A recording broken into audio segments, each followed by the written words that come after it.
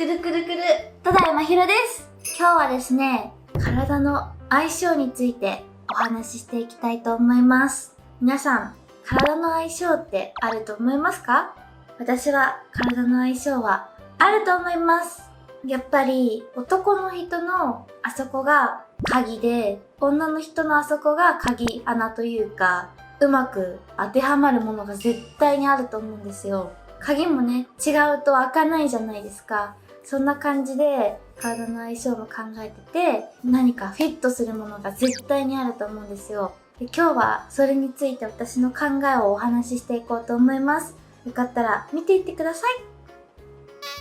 体の相性って2パターンあると思うんですけど、本当に物が良くて相性がいいというか、あとはなんか精神的に波長が合うというか、そういう面で相性がいいっていう2パターンがあると思うんですけど、なんかね、やっぱおを入れた時にやっぱなんか違うんですよね、人によって。の形も人によってまっすぐだったりとか、太かったりとか曲がってたりとかあるじゃないですか。で、そういうので自分の気持ちいい場所に当たるものってすごいいいなと思って、女性もそれぞれね、穴の中の構造が違うので男性にとってもあると思うんですけど、あとはエッチするときに前戯が長い方がいいのか、挿入が長い方がいいのか、どこまでしてほしいのかっていうの多分自分の中であると思うんですよ。もうこのくらいでやめてもいいのになとか、もっとやってほしいのになとか、そういうリズムが合う人は相性がいいっていうんじゃないかなと。例えば好きな人とエッチをするってなるとするじゃないですか。でも好きっていう気持ちがちゃんとあってもやっぱり体の相性って合わないことがあると思うんですよ。それはやっぱりさっき言った通り形がそれぞれ違うので。でも女性的な意見としては、女性は精神的な快感の方が結構大きかったりするので、好きな人とエッチできてるとか大好きみたいな、そういうのですごい満足できるので、あんまり相性気にならなかったりとかするんですけど、男性はやっぱり本能的に気持ちよさを求めちゃってる気がするから、やっぱり好きと相性って違うと思うんですよ。私は好きだったら満足するんですけど、気持ちいいに越したことはないじゃないですか。難しいですね。なんかリズム的ななんか相性は長く付き合っていけば、この人はこうしてほしいんだとか分かってくるから変えられると思うんですけど、もともとある体の相性ってもう絶対に変えられないから、でも男性のの中にビーズ入れたりとかするじゃないですか。あれめっちゃ気になるんですよね。それしたら変わるのかな。ちょっとそれはグロいお話になっちゃうので置いてきますね。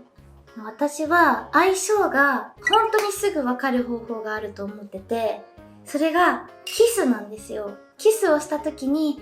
気持ちいいとか、もっとしたいとか、キスしてて嫌に感じないというか、むしろもっとしたいって思う人は絶対に体の相性もいいと思います。100% じゃないですよ。ほとんどそうだと思います。キスって大事じゃないですか。しかもキスが上手い人ってセックスが上手いって言うんですよ。